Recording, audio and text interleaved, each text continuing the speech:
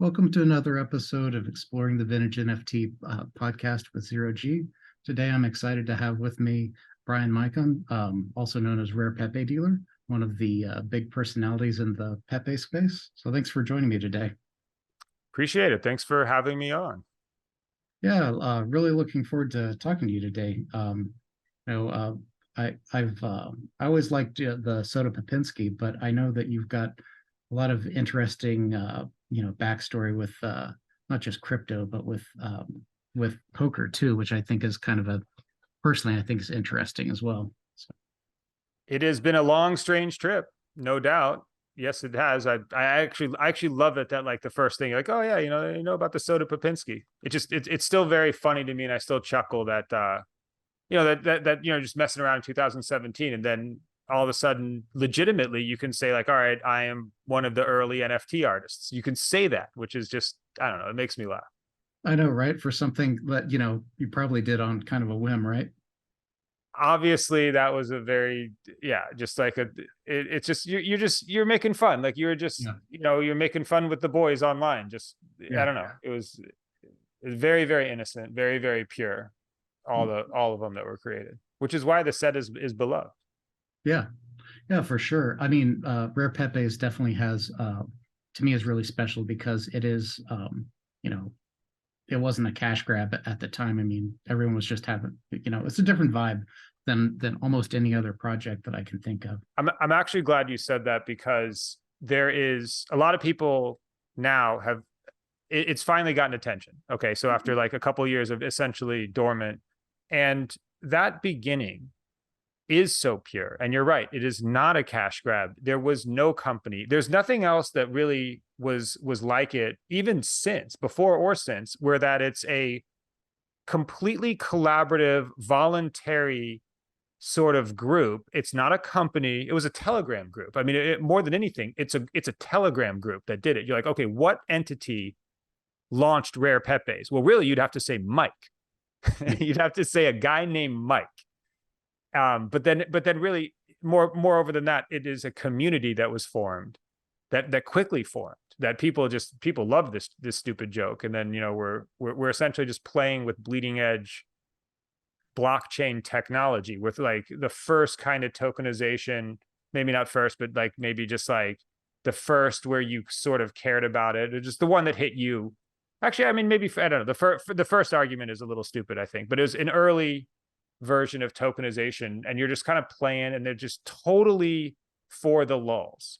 You're not making money. Nobody said, oh my God, I need to get rid. Actually, a couple of people really did think that this was going to happen. And to them, I say, hats off to you. That's amazing. But I mean, you knew you were messing around and having fun. That's what it felt like. And I never thought that a guy would call me up and be like, you're the SODAPEPENSKI guy. I never thought in a million years. I thought if you ran this a million times, that would never happen. But here we are. But here we are. Well, I think the genesis and how it was run was again so crucial to maintaining that vibe. I mean, again, the artists, there's no fees other than like really a token burn of Pepe Cash. I mean, really, like the artists retain full control over their assets. Like again, in so many ways, it's different than any other project that it was. The initial vibe was, we're just going to mess around. So like, of course, if your card got in, the artist gets all of them. Like, of course, like, of course we don't charge you. And of course there's nobody that is the profiteer that is at the top. Even the gentleman that started at Mike, I think it was card 1000. And a lot of this lore is I'm still learning, by the way, because when I was out in Barcelona for HNFT, absolutely amazing event. Not even really Pepe folk. It was like very Pepe, but it wasn't because of Pepe. It was great. The Dada group was amazing. And so I'm still learning some of this lore. And I learned there that like the first 1000 were curated by Mike, the first 1000 cards. And that's why card, what is it, 2050 or whatever, is the 1000th card is for Matt Fury. Because he thought, okay, then I'm done. Yeah. Then the scientists take over and curate the next 774 or whatever it is, 772, 774. And which is when mine got in. Mine got in card 27, or series 27, card 9. And so one, I'm lucky that that happened, and two, that whole genesis of it all is such a crazy, insane story, especially because there's no company, especially because there's no financial incentive. You had to be doing it for the lulz. And I think throughout the artwork of the whole set, that is abundantly clear. Like in the works. Yeah, There you have was like no rules. yeah, it's the other thing that I think is really amazing too is you have that because people were doing it as a passion project, you have this wide diversity of art too from like Yeah. just like I don't know, glitchy kind of trash art all the way to like really blow you away pieces too. So I mean, Zed and some of the um adaptations, the Pepe adaptations of of all the famous modern artists, and like, you know, there's some special moments, like, I mean, like we were out in Barcelona, he made a herring version of with the Catalonian flag that we could like put up all over Barcelona. And there's stuff like that where like the soul of some of the works of like Pepe Herring and like of I mean Mr. Hansel's stuff, like the Kekogs, for instance, where you're yeah, just like it's like there are some, and some of Easy B stuff, some of Da Vinci 9 stuff. There's a couple, there's all these like, I don't know, good, like, or artists that I would say are good art. Like there's good art, and there's a bunch of Japanese good arts in there that like I don't even, you know, that I'm still trying to, you know, what, you know, there's 1,700 cards plus cards. So like I'm still, despite having 100 of them listed on my OpenSea store, despite like having made SODAPEPENSKI in 2017, and despite knowing I'm still learning about it, I'm still finding new ones. You know, I still run across ones that, sure, I've looked through the whole set before, but I haven't really like taken 2 minutes with every card and been like, oh, and who's the artist? And like, you know, where, oh, it's obviously a Japanese Pepe. Like, why was it, you know, and then see what else did they do? You know, never really actually deeply explored, probably, I don't know, maybe 20 or 30%, I would say I probably intimately know. And you know, a lot of them are not traded too very often. A lot of them are lost in essence, you know, or yeah. locked up in sets that'll never sell. You know, so you really don't get a chance to deal them. So I don't know. The set's so deep. I don't even know where this question started. But if you, well, let's kind of rewind, and before we go further with Pepe's, let's talk about your introduction to crypto. How did you first like find out about crypto, and what actually gave you the conviction to actually like make your first purchase? okay, kids, get comfortable, get a cup of tea. The year is 2011. I am browsing the internet late into the night, just, I don't know, you're sort of always just combing just insanely tangential information to anything. I play poker for a living, so there's no real schedule. And like, I always have just sort of been aimlessly exploring and whatever, researching, whatever. I don't know, just like whatever seems cool and fun. And just, it's usually kind of nerdy, techie stuff that like, you know, that I'm into. And just, you know, always kind of been that computer nerd. 44, so, you know, sort of grew up with when the modems became 14.4s to 28.8s to bing bing bing, like sort of saw the whole thing. And so when like I'm watching lulzsec hack Sony, I think it's 2011, and they deface a site, and then at the bottom of it, it says, give us tips for this defacement, here's a string of characters. And that set off like an absolute bomb in my head. Cause like, one, I'm like, wait, every 3-letter agency in every single country is looking for you.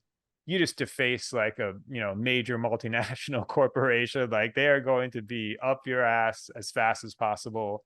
And you're asking for tips. You're asking for people to send you money. So I think, and then so I investigate that, you know, I see that the string of characters is a Bitcoin address. I'm like, well, how the hell can they ask for whatever the hell Bitcoin is? And, you know, without assuming their door is going to blow up. And so you know, it just led me, you know, of course I find the project, and then I just read about it. And then coming from the online poker world, and coming from being a poker player for like the last, you know, decade-ish, then we always were getting our funds, you know, either slow paid or not at all, or like maybe the site tries to send the funds, but then your government, you know, tries to scoop them, or, you know, there was always, maybe you try to send funds to buy into an online poker site, or some gambling site that you really want to play, and then your credit card company is like, nah, actually, we're just not going to let you do that. And then you try to send a wire, and then your bank's like, you know, we don't send wires to that company. And you're just like, well, fuck you, like, it's my money. And so I like always dealt with that kind of a problem. And like every time I won online gambling, you know, I'd get some sketchy check that's like a Canadian, you know, it's a Canadian bank and it's US funds. And it's like, I deposit it and I tell them I'm a consultant, and then that goes through, they hold it for 3 weeks. It was just always these like insane payment, like Rails problems where like, and it's just like, it's just sucking my time, usually costs me money. And then like, I'm just like, why is money so stupid? And like this, why does it just like, it's mine? Like, is it really mine? And then it never really felt like my money never felt like it's mine, when I always have to fight for my right to either send it or receive it. So when I read about Bitcoin, the first thing that I thought of sort of selfishly was like, holy shit, that would solve all of my problems. You know, that would, if money worked like that and it was permissionless and anybody could have an account, you could pick an account out of thin air if you want to. So it's just completely voluntary, completely permissionless, and then no one can tell you no. And I was like, yes, that's how money should be. So I read about it. I think that's how money should be. At this point, of course, this is a computer project. You can securely transfer a number on a screen.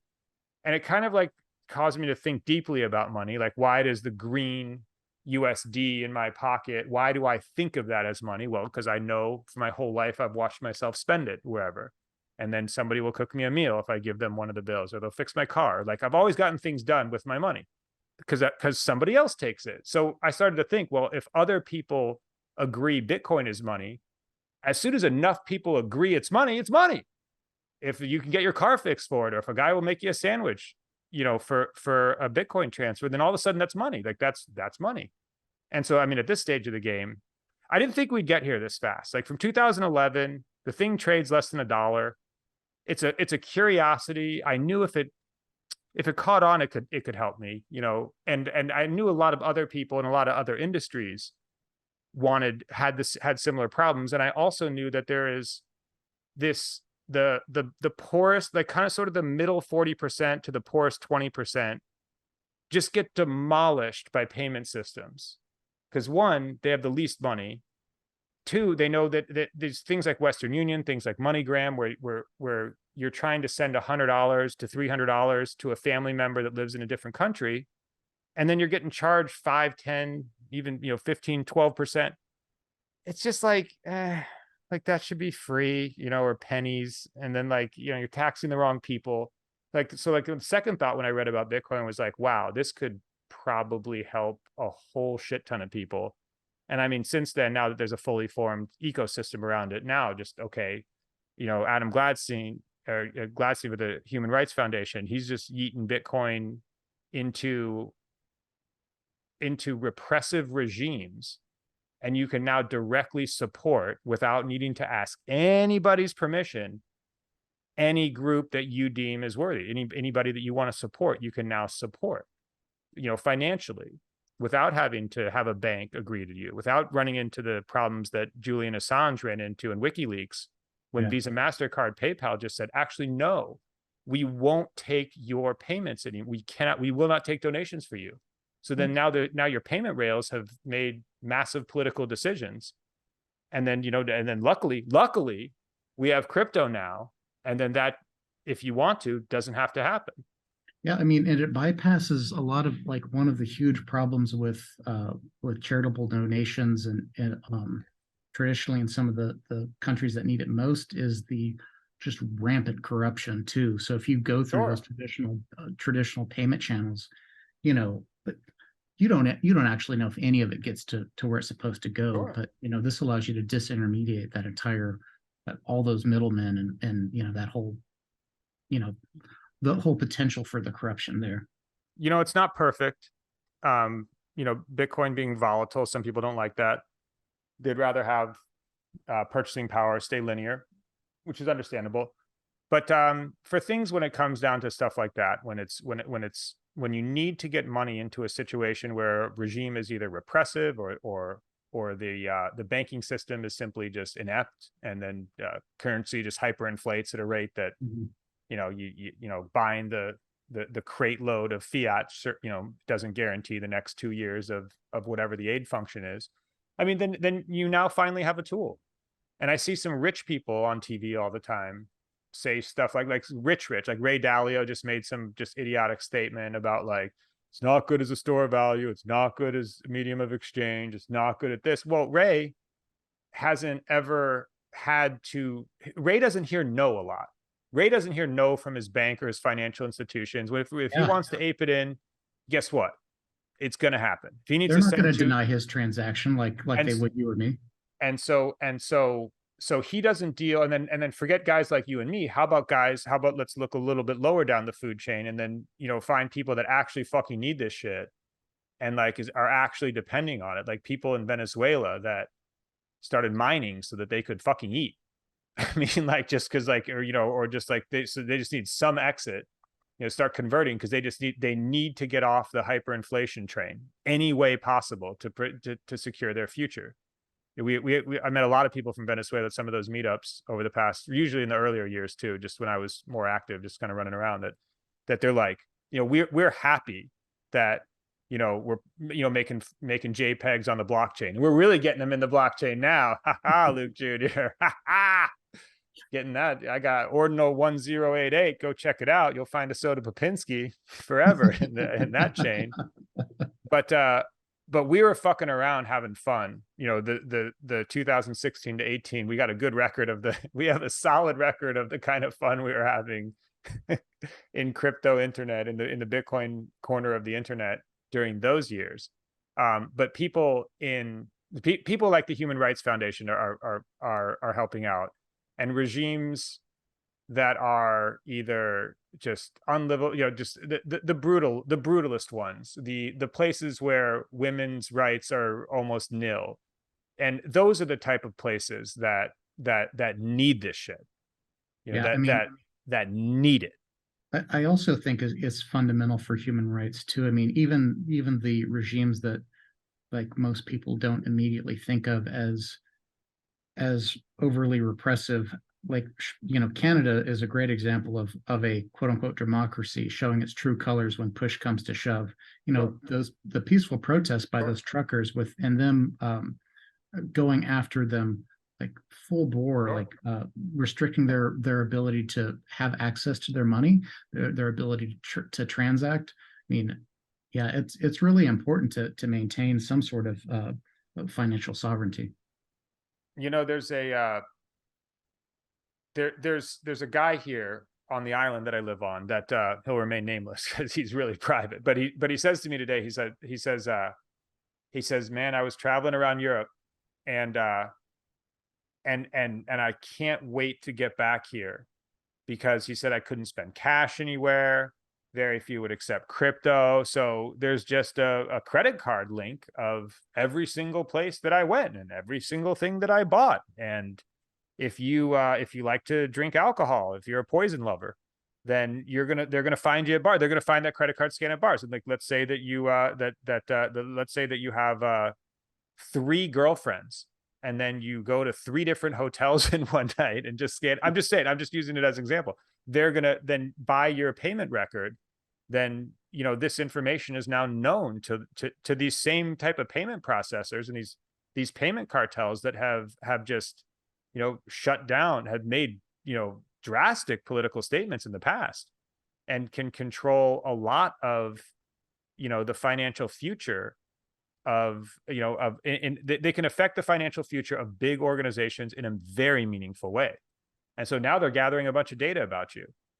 You know, I hope you don't fuck up in the future. I hope you never step out of line, you know, because you don't, I mean, this is sort of a couple years ago was conspiracy talk, was, oh, what are you trying to hide? Was, you know, what, your government's never gonna, you know, force you to do anything fucked up. And then the last 3 years have happened, and I got a World Series of Poker receipt where they checked to make sure that I was vaccinated.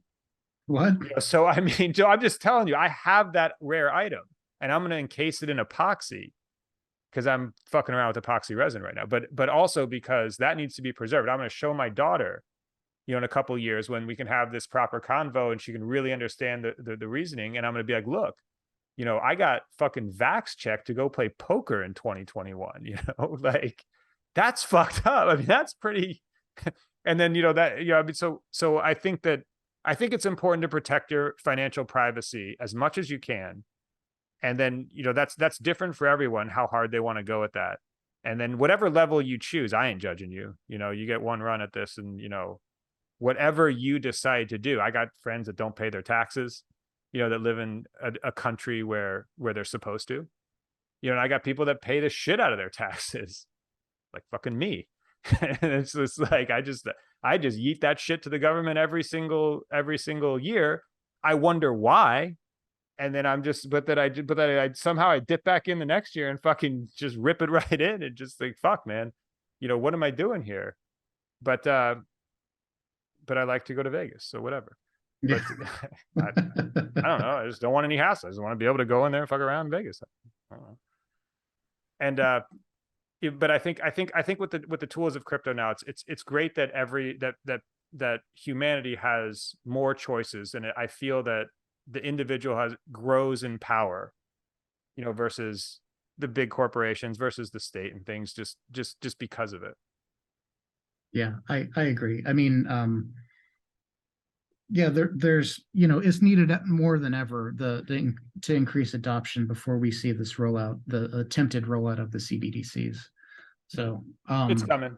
Yeah. There's nothing you and I can do. It's going to come. They see the successful of crypto, and they're going to offer a cupped fiat version to people, and then the vast majority of your friends that willfully you know, went along with the usual storylines, they'll jump on board. They'll say it's good, it's better, and they'll be the pirates, the renegades, the freedom fighters, the you know, the activists. There'll always be the people on the fringe that will always reject it.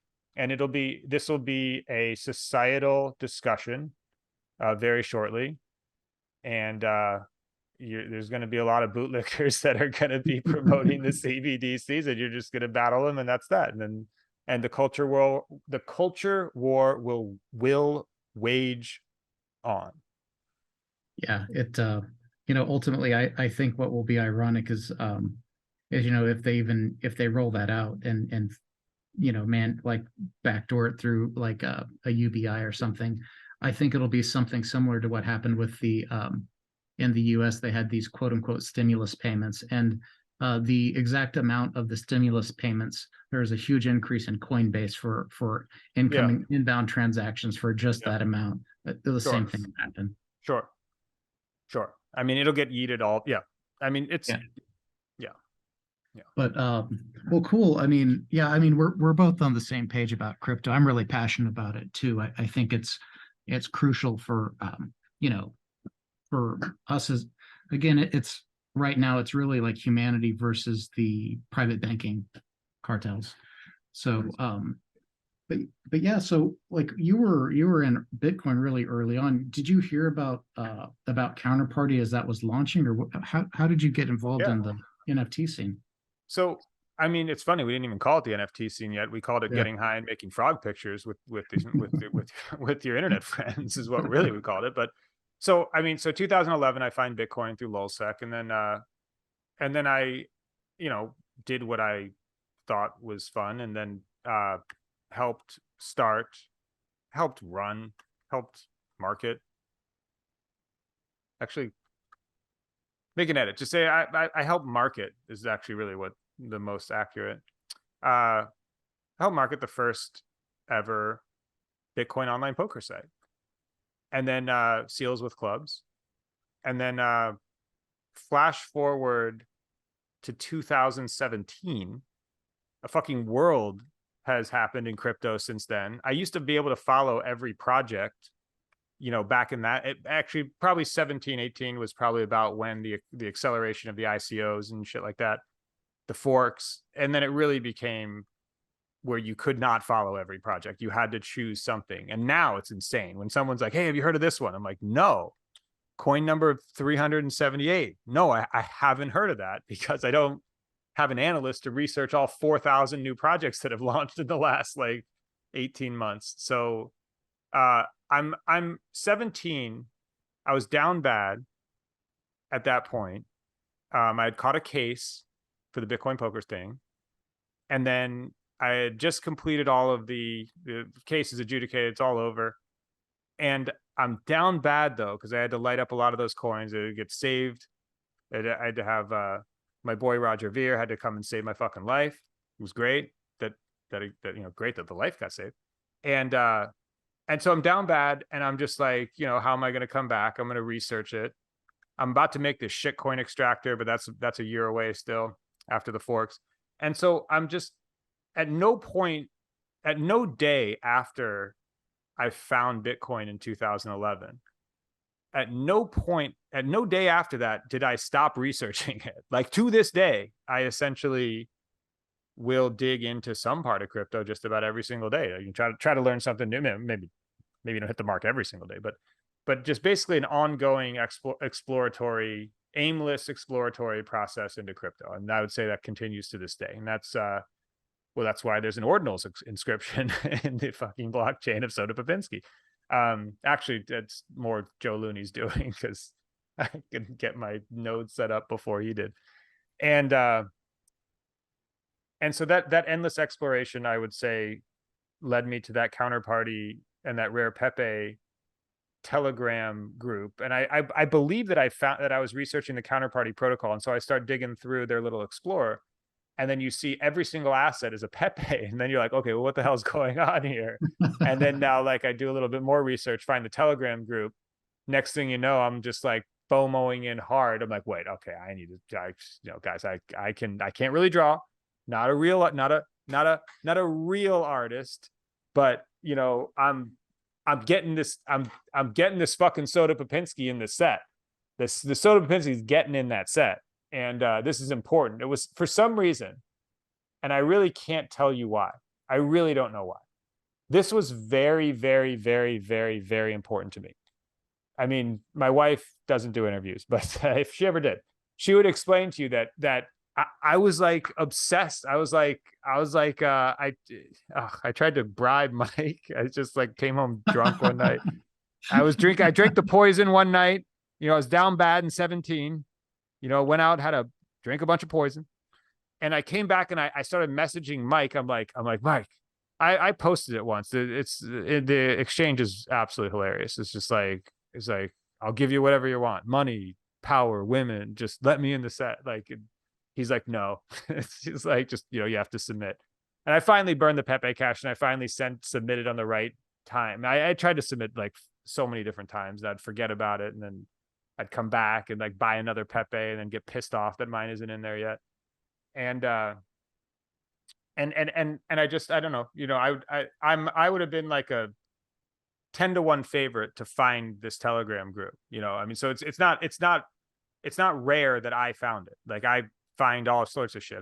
You can look on Bitcoin Talk. I have an excellent history of calling out the early scams like Butterfly Labs and Pirate at 40s Ponzi and shit like that.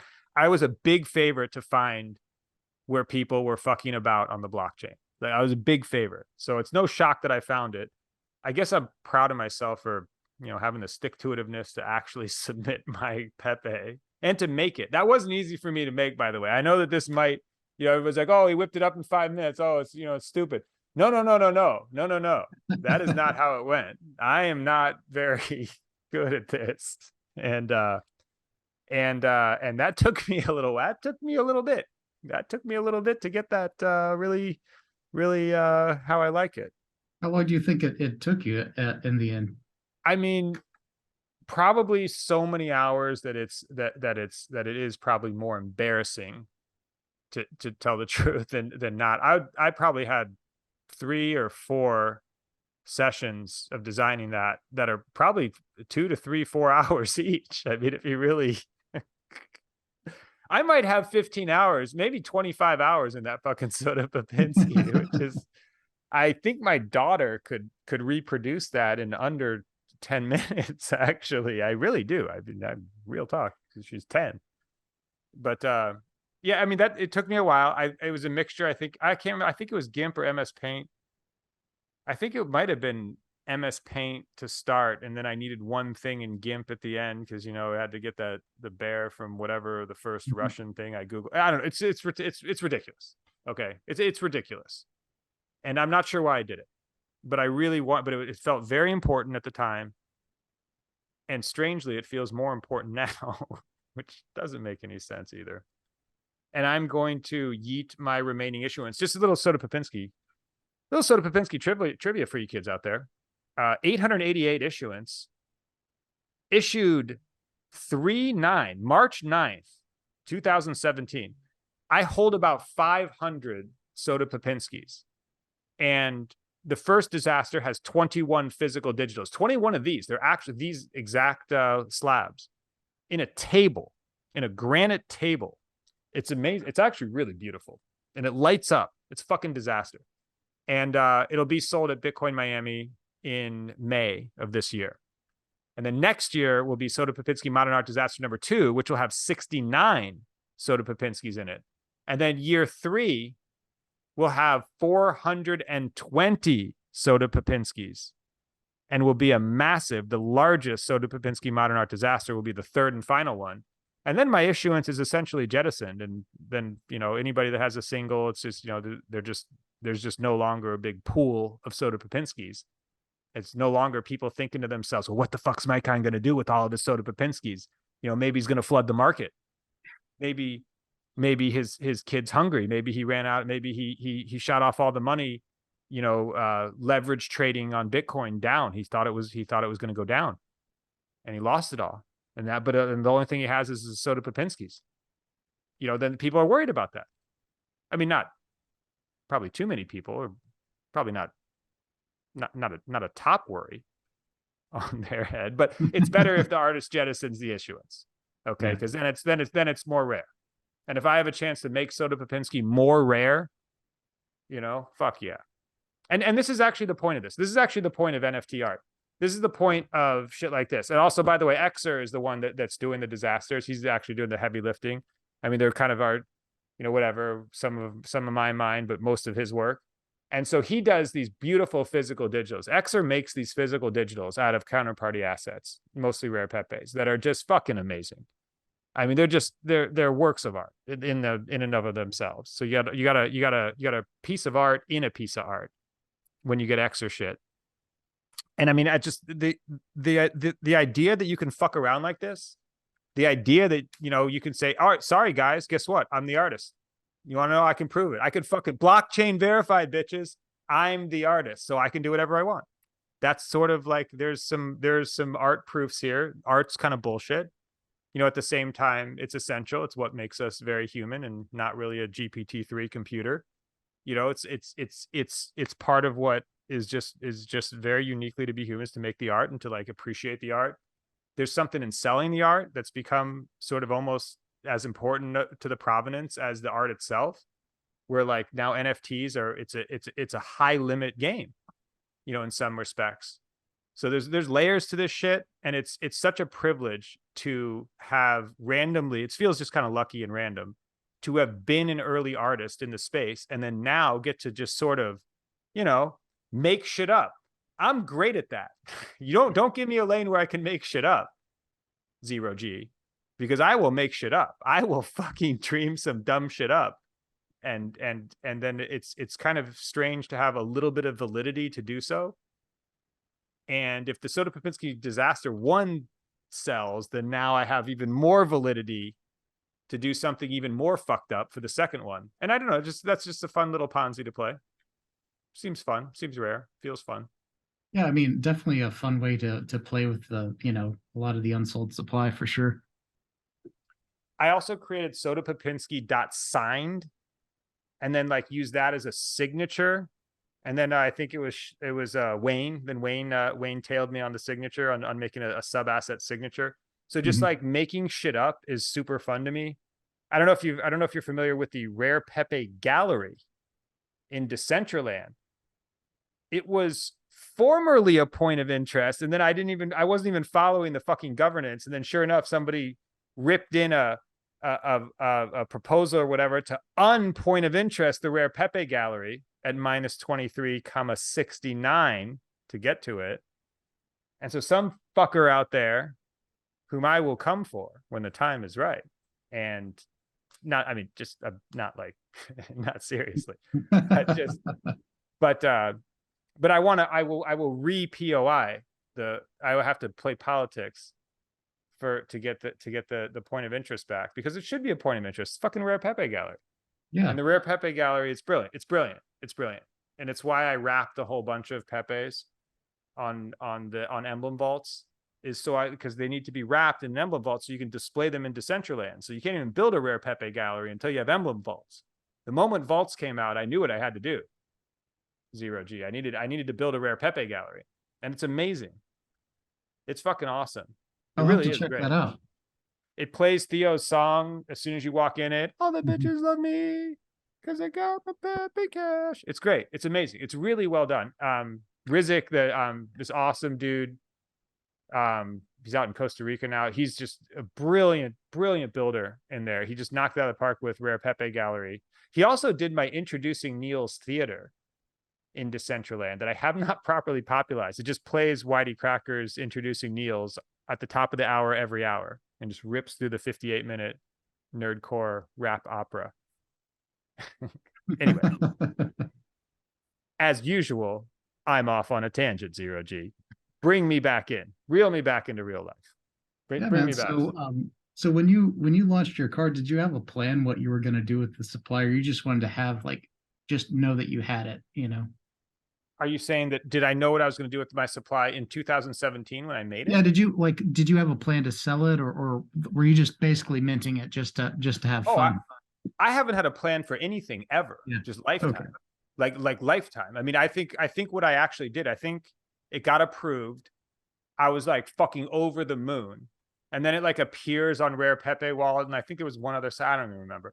And then I'd I run to the wife. I'm like, baby, it's approved. SODAPEPENSKI's in. And now, she's been with me. We've been together now 17 years or something. So I was a poker player, and then I was just, hit crypto. So anything that I come to her with, there's been ups, there's been downs, and catch a case, and then and then so anything when I come, I'm like, baby, I got it in. She's like, oh my god, what do we do? What do we get? Do we get money? Is it good? What is good? Is bad? What happened? And I'm like, no, it's in the set. I sold 3 of them for 14 XCP or whatever it is. She's like, well, how much is that worth? I'm like, I don't know, like $6. And she's like, what the fuck are you telling it to me for? We're down bad, baby, we're down bad. What's the point of this? Why are you in here? Why are you happy? We're not down bad anymore. No, we're still down bad. It's fine. But listen, I got 854 of them left. And I mean, that's really, and then I basically, literally at that point, I had collected a couple Pepes or whatever, it was fun. It was just whatever. It was just I saw it same as people do today. And I'm like, wow, these are amazing.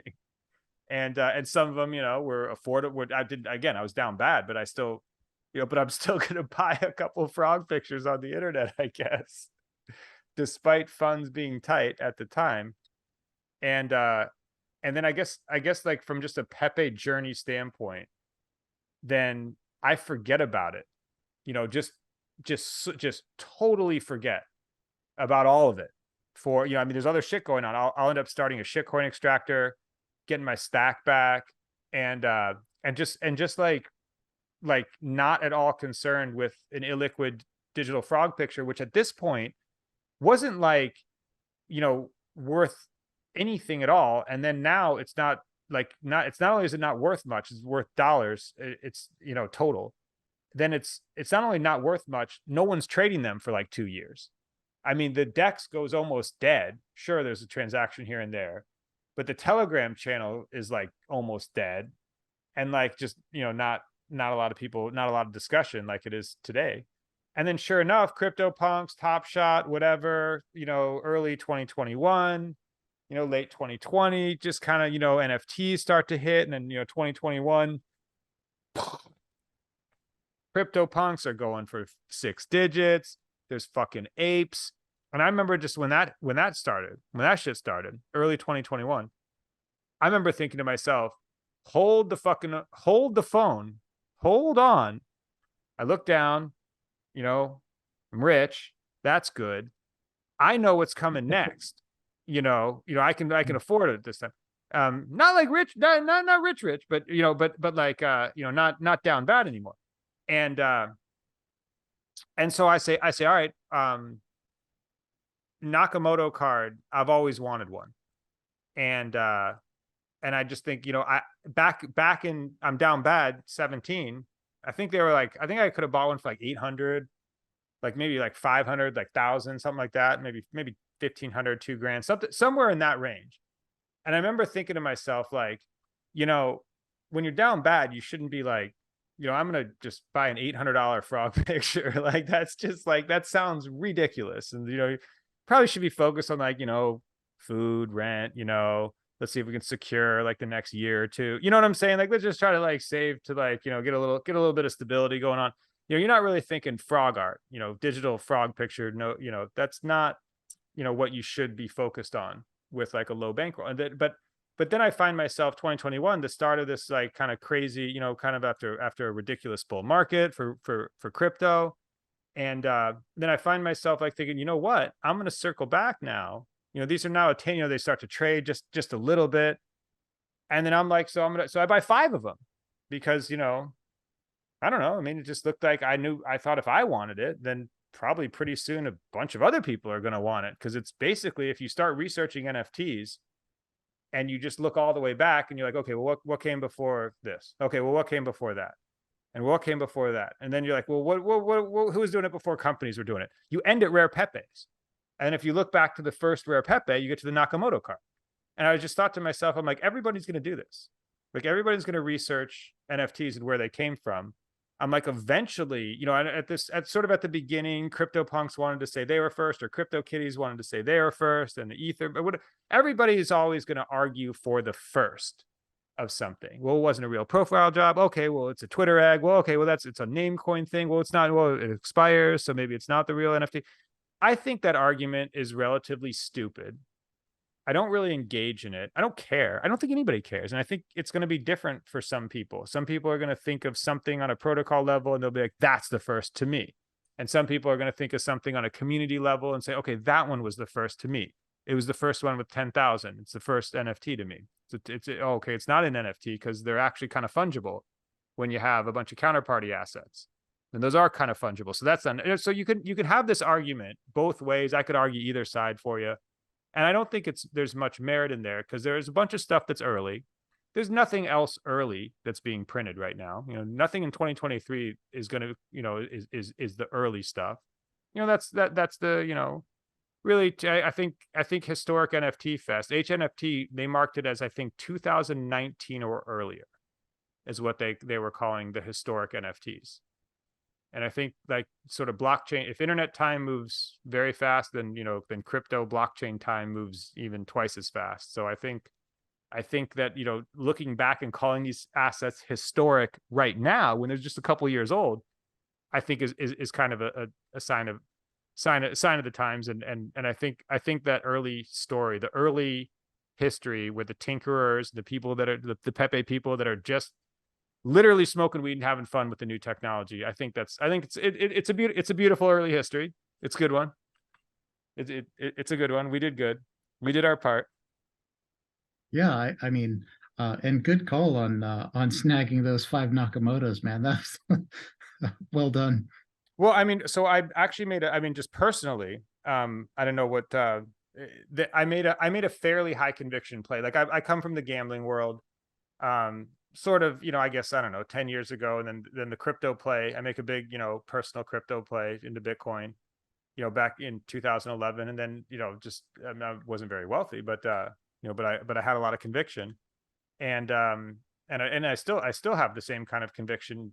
And then the way, when you come from sort of a investing, sort of like I don't know, sort of a gambling, if you were a professional gambler that made it for a few years, that was able to stay solvent, that was able to pay your rent, that was able to not have another source of income, then you sort of treated, you sort of like kind of ran your life like a business. And then you also sort of ran your life sort of like an investment. Like you would look at your percentage of your total net worth And then if you have 25% of that on a poker site, then okay, then let's say you win something, and then now you have 78% of your net worth on a poker site. Then you're like, okay, well, I need to get this off. I can't have Poker Stars hold 78% of my net worth. So I think when it came to crypto, and then and same thing like with an investment, like, oh, you have your net worth. Well, how much do you have in the stock market as a hedge?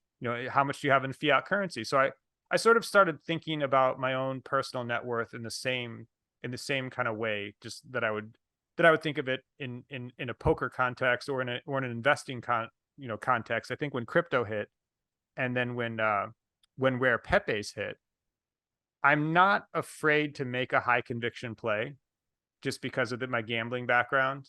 And like, I think investors also, I think savvy gamblers and investors are so close in how they think about equities, and how they think about opportunities, and how they think about risk. I think you can almost, kind of clump it into one type of, I guess, I don't know, ideology, if you will. And so when I bought the 5 Nakamoto cards, I also bought a shit ton of other Pepes.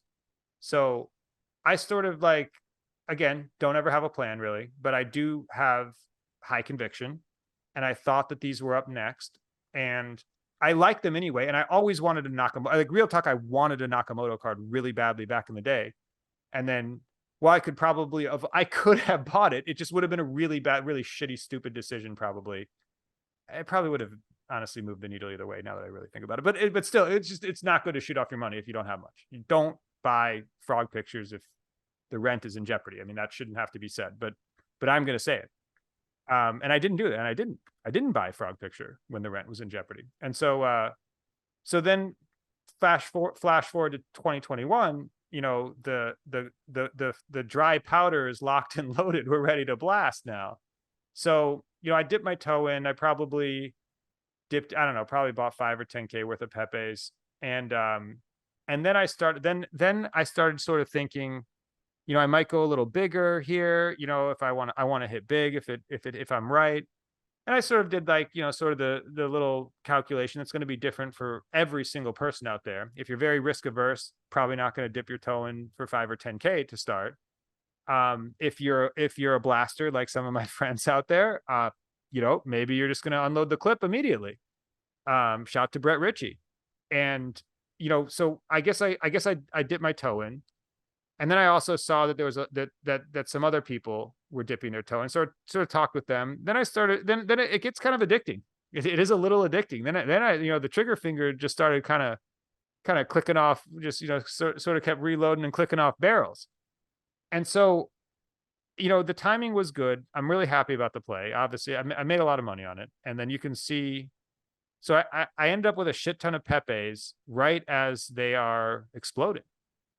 And so me and Dennis, the vaults then come out. Emblem vaults then just drop, I want to say mid 2021 or so. And so Dennis and I sort of took a leap of faith here, not only in the vault's integrity, but also just in whether or not ETH heads would want these things, or whether or not this will just always be sort of underground. And so him and I, we really wrapped up and vaulted a whole shit ton of Pepes, and some pretty good stuff. And I listed them at some good prices, just to the initial ones, just say, hey, if anybody really wants, to ape in here, I put some dank shit up there at some good prices. And sure enough, people, the ETH heads sort of started to notice Pepes, and then everybody sort of did that same kind of research. What came next? What came before that? And then, what came before the companies did it? And then they landed there. And then it's sort of, I think I've vaulted, I'm probably top 5 vaulter for emblem vaults right now. The Opensea or the Looks Rare, wherever, I have 108 or a little over 100 Rare Pepes vaulted up for sale right now. And, sold over $1 million worth of that stuff, in 2021. And, and just, built the Rare Pepe gallery, and then just sort of took my Pepe collection, and then sold 3 of the Nakamoto cards on the run up. I think I sold for, I think it was like, I think something like 40K, 80K, and then like 230K or something. You're never going to catch the top. And a wise man once told me, just don't be greedy. If you have a big win, And it's if especially for some of these kids out there too that are very young that are into this that get a big windfall. I've seen this 1,000 times in poker, you know, happened to me too personally a couple times, like where if you hit a big score, then a lot of times, you know, a lot of times people get like, you know, when if you have an asset that's increased, you need to take a look at that net worth and say, okay, if I sell, am I way too overweight that I must sell this? If you have a Bored Ape and you have 2K in fiat in the bank and you have a Bored Ape worth $108,000, then you have to sell your Bored Ape. I'm sorry. You have to sell it. And, you know, unless you commit financial suicide by not selling it. And if you had $110,000, you would never buy a $108,000 monkey picture. And so there's some of these lessons that I think some of these kids could probably learn. When I made my high conviction play to buy a shit ton of Pepes, if it didn't work out, everybody still eats, kid still goes to the good school, you know, wife still drives the nice car, and nothing for me changes. And it's important when you're making your high conviction plays to run the sim when it doesn't work out and see if you're okay with that. And you should be okay with that. You know, before you really, and you know, you can't make too many high conviction plays. You know, that's a once in a blue kind of thing. You don't, I think I ended up eating in like something like 150,000, you know, worth of Pepes. And then I think I've sold like 1.5 million worth or somewhere in that range already. And then my collection is still just absolutely insane. And I'll be selling it off for years. And it's kind of fun to be the Rare Pepe dealer. I've sort of adopted the moniker because one, building the Rare Pepe gallery was just, I love changing the stuff in there and just like telling a little story in the description. I don't know. I like running a digital gallery about Pepes. I think I might be perfect for it. I think I might have been born for that. And I like running the store. I like being able to, sometimes I'll sell Pepes for other people. I sell the full Zed set. I sell the Zed collection Oh, on no the way. Rare Pepe dealer account. And it's fun. I have a great time doing it. You know, I sell on commission for artists like Zed that don't want to deal with, you know, that side of it. So I'm a digital art dealer for them, you know, which is fun, which is so much fun to be able to deal these Pepes and talk about them and write the history of them, and you know, get people involved in them. It's just it's such a fun job that I've sort of accidentally gave myself, because to this day I'm still just in my personally, I'm way overweight Pepe still. You know, I'm never going to fire sale anybody, but I'm going to always have them for sale until I get to a point where I'm down to like, you know, the collection that I want, which is, I'm very far away from that. And also, I also buy sometimes too, still, you know, when I see something that I just absolutely have to have, or when I, you know, a lot of times I'll do a deal with a guy that's like, you know, maybe an artist has most of their issuance, and then I can buy 10 of them at dealer pricing, and then just sort of, you know, get them out there, put them on my Opensea, put them in the gallery, put them in the decks, you know, and just get them moving around, get a couple people to see some cool shit that they probably haven't seen before in the set. And I think the set's so deep, and I think that makes for an ecosystem that'll continue for a very long time. I think it'll be many, many years of like a fairly like active, you know, ecosystem. I think once cards are distributed, I think it sort of continues, you know, like I think like sort of like after the Bored Apes sell out and then there's more than 10,000 people that want it.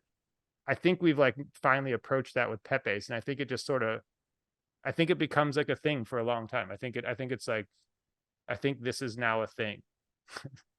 Yeah, for sure.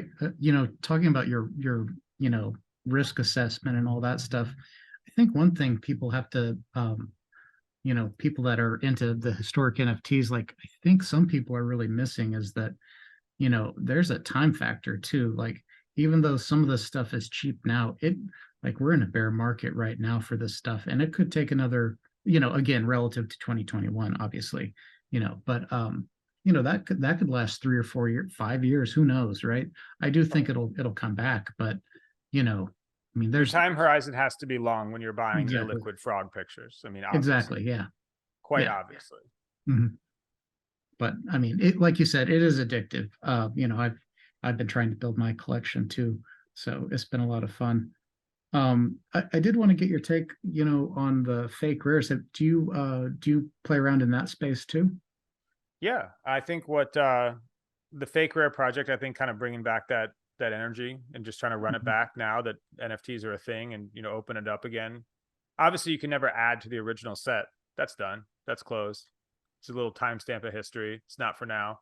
So to have the fake rare set open now, I think it's awesome. I have one fake rare that I did with my wife. It's called Pepe in Series One, Oh yeah, and I and actually so own that that one. that's awesome. I'm glad to see it. So that commemorates my actual vasectomy, and my wife wrote the haiku, and so and then she was sort of artistic director on Fake Pepe, and she Mhm. did that with Dr. Phoenix as the artist, and she's her as the Warhol, and so that's her fake rare is Fake Pepe, and I got Pepe and Fake Pepe in the Rare Pepe gallery next to each other because, well, that's why you make a Rare Pepe gallery to put those two next to each other and show people the OG and show people the fake, the disaster she has become in the fake set. I think the fake rare set is amazing. I have a small fake rare collection, just stuff that I've traded for, and I have another fake rare that's going to be coming out that I can't share quite yet. That'll probably be, I assume it'll likely be included. This one's fire. It's another physical digital. Oh sweet. Um, very limited release. We'll see when that drops. I've been playing with it. It's been fun. I've been trying to make some. It's stupid, but it's just I like to play in the physical digital space. I like it when it's two things. I like it when it's like blockchain representation in a physical item, not for any not for any like legitimacy or tracking or any sort of reasons like that, or ownership tracking. Just I think it's just cool. I think it's cool to have both. I have on my walls at home. I have Pepelangelo's oiled NFT series. I have a Pepe Nebula at my house. It's just massive. It's amazing. And I also have the digital that hangs in the Rare Pepe gallery. Oh sweet. So I have like so like I sort of have like a physical digital fetish, if you will. And I think it's fun to make, and it's fun to collect. It's fun to collect physical digitals for me. That's sort of the medium that I'm really excited about. I mean, like I sort of have an itchy trigger finger too. I just bought those Pepe flyers from Scare City. Those Air Force Ones that Yeah. look amazing. Yeah, I bought those, and I'm not gonna say what I'm about to rip in because I don't want anybody else to buy it. But there's a few. I think the physical digital space in general is amazing, and there's so much fun you can have with it from artist and collector standpoint. I don't know. I'm overjoyed with being able to wear something around Decentraland and in real life, or to have the token. Hey, my tennis shoes are tokenized. Like, it's just, I guess I'm into like nerdy, geeky flex shit like that. Like that makes me happy. Makes me happy to walk into a poker tournament with tokenized Air Force Ones. It just that's one, for whatever reason, that's my kink. You know, call me crazy, call me a pervert, whatever. That's what I like to do. Yeah, that's going to be awesome. Again, I one thing I had seen on Twitter throughout the last year or two is I always every now and then I see a shot of you at some poker tournament. You always have like the dopest Nakamoto swag, man. I appreciate that. Thank you. I usually just print something up right before I go and just like, get like 5 or 10 of them, give a couple away, and just wear them, and then just, and just I appreciate that. There's some, when I have an opportunity to play poker that may be televised, I'll go this summer and play some World Series events, dripped out in some Pepe shit. That's that's fun to me. And when I have a chance where I know that there might be some media based on my poker play, I want to put something on. I want to rep something that is pure. I don't do it from like. I mean, yes, surely there's a financial incentive to wear Pepe clothes, but that's not why I do it. You do it to get that shit on TV, and then have the boys call you, be like, you got Nakamoto hat on TV. Like, I mean, that's just like, we're still doing it. The original reasons why the Rare Pepe set was made are absolutely still valid today, and we're still kind of like some of the guys are still doing it. It's just still fun. It's just still fun. I mean, I don't know. It's still it feels rare. It feels Yeah. rare to to sit next to Phil Hellmuth, watch him fold a delusional handed deuce to you, and then you're wearing a big ass Nakamoto shirt the whole time. I mean, there's just, and then everybody's watching that, and I can link somebody to a YouTube of that. I mean, that's worth more than money to me. That's great. Have you Pepe pilled any poker players as well? I mean, yeah, yeah. I mean, part of why I'm the original sort of Bitcoin evangelist in the poker world, is I helped market the first poker site. And so they were like, so from early on, from 2011, I'm screaming at everybody at every table to jump into Bitcoin, to at least look at it. I'm not making investment advice, but just saying, you got to see what's going on here. If this is your thing. And so when you say, did you Pepe pill people? I mean, like, Jonathan Little and I have done business, a couple other poker players. He's very public about it. But a couple other poker players have we've done business before, regarding frog pictures, and some of them are more private about it. But I don't try to get anybody in it. I don't think that's just not, I don't shill anything. I mean, the Opensea store is there. You can buy if you want. You can place a bid if you want. Place a bid, guys and girls. Place bids. I check the bids every day. We can do some business.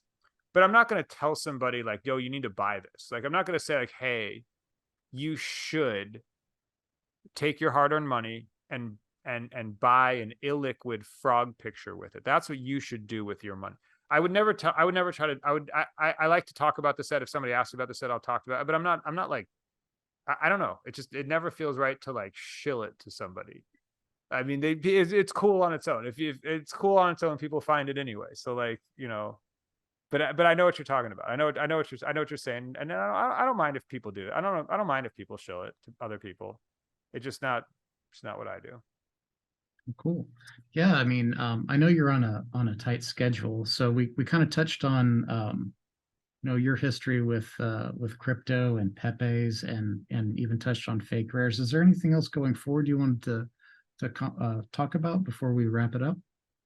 It's fun because of the frog pictures and some of the other insane stuff. Like it's very fun to be able to build freely, to be able to work on, to explore some art projects, to explore some software type projects, to explore with ordinals, to explore with like some other businesses.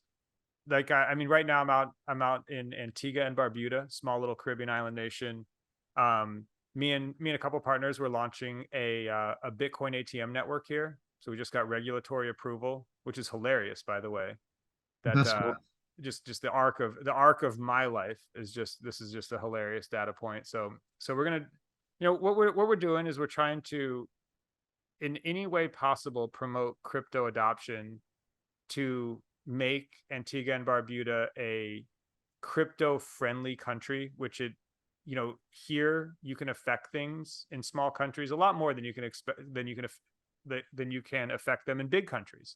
And so sometimes you can, one person or even a couple people there's a couple like-minded people on this island too with me, and some doing their own thing, some doing stuff together, and like just it's kind of an exciting time here. And I want to build a crypto Silicon Valley here in Antigua, and then also in the wider Caribbean. I think that now's the time. I think that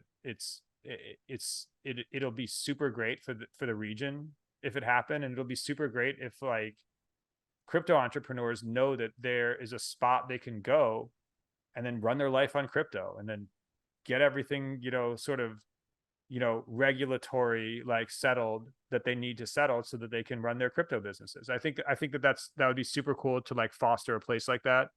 And it's just a really fun, really difficult problem, and a really fun one to try to like run around and make the businesses that help solve it. And it's such a small place that you can see your changes on a national level pretty quickly.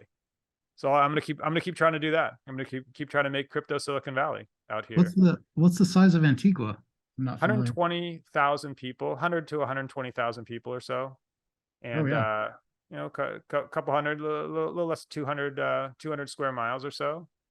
And, you know, and it's, you know, it's a OECES nation, you know, it's one of the few Caribbean island nations that are like really safe. And also just like, it's not like the people aren't separate. There's a lot of Caribbean island nations where expats go here and you know, like, you know, traditional inhabitants over here, and like nobody mixes. Like, so it's not like that. It's one of the island nations where like everybody goes everywhere and does everything. Just it's a cool place. And you know, we have our problems, just like, you know, everybody. There's pluses and minuses everywhere, and I think it's perfect though for crypto adoption. I think it's just absolutely perfect here. And so I'm going to build here for a while. Well, that sounds exciting. I mean, and like you said, you know, it must be really satisfying to see a meaningful impact from your efforts too.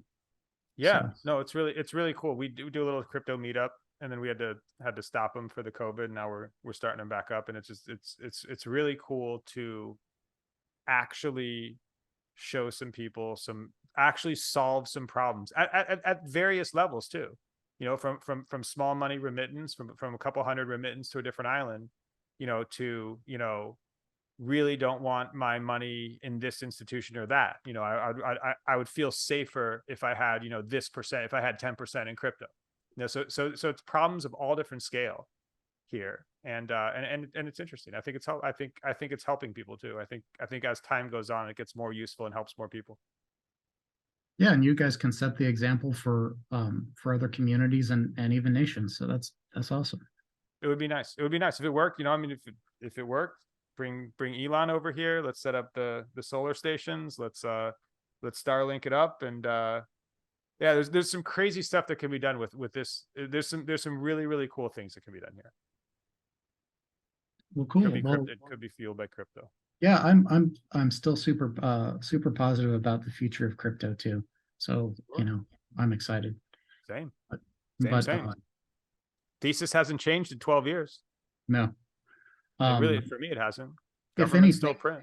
if anything, it's become more urgent again now that we've had these governments actually pull back the veil on what they're willing to do. So, you know, I think some people maybe see it earlier, and I Mhm. think that the majority I think that more people see it now, that, you know, you should separate money from governments. I think that that's important.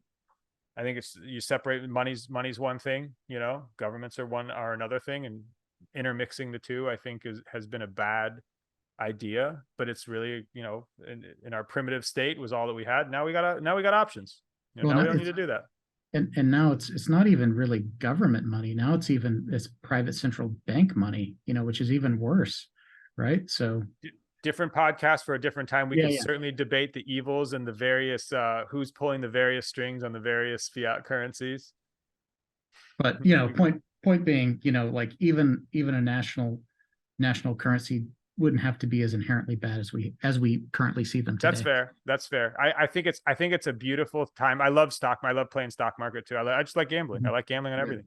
And it's just such a beautiful moment when, like, for instance, the Fed rate that like violently rocked the markets last week upward, you know, luckily for most of us bulls. And it's just hilarious. I always just it's since I was young, and I try to understand exactly why. And over time, they're like, what I say, I'm raising it a quarter point.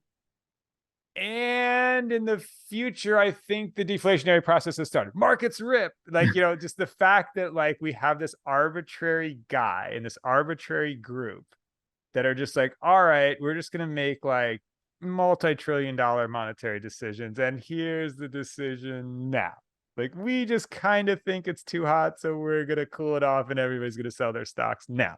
And I think that that's ridiculous. And I think that that's not how it should work. And how could we have possibly set up a system? Well, at the same time, I think that I can be real with myself enough to say that, like, honestly, like firing that money cannon at the stock market at the, you know, the pico bottom of like the coronavirus, and then now tightening the policy, it's actually not working. I think you and like very few crypto people would ever say like, okay, it looks like they did save society here. Like, I mean, like by do maybe that was good. It's actually, to me, I look at all these things as like, one, I don't think that's how it should work. But two, I also look at them, you know, that's the one we got to run in the marketplace. Like that's the one we got to watch, you know, and see what happens. And I mean, I don't know. I mean, like, you know, shit didn't totally fall apart. You know, there's not blood in the streets.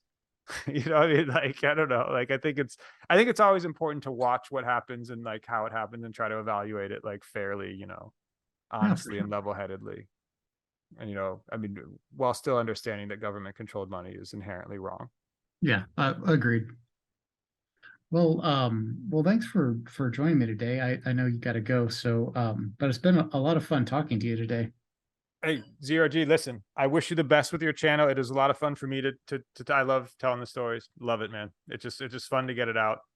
And If I ever, hope you go around and collect a lot of the early info, because I know yeah, a lot of that stuff I still discover, and there needs to be like a wiki. We need yeah, a wiki of all this early stuff. yeah. I'm working on it. And I'm trying to build my collection too. If I ever make it out to Antigua, I'll have to hit you up. Yep, send me your address too. I'll see what you don't have, and you know, Okay. guy's gonna have me on his podcast. I'm gonna throw him a frog picture. That's how I run. That's how I run. Hey, man, always appreciate that. I'm an addict, but yeah, really, it's really been a lot of fun. I'll have to circle back around with you later. Fun to share drugs with a similar addict. Gotta love it. Humans love Indeed. that. Take it easy, Zero G. Thanks.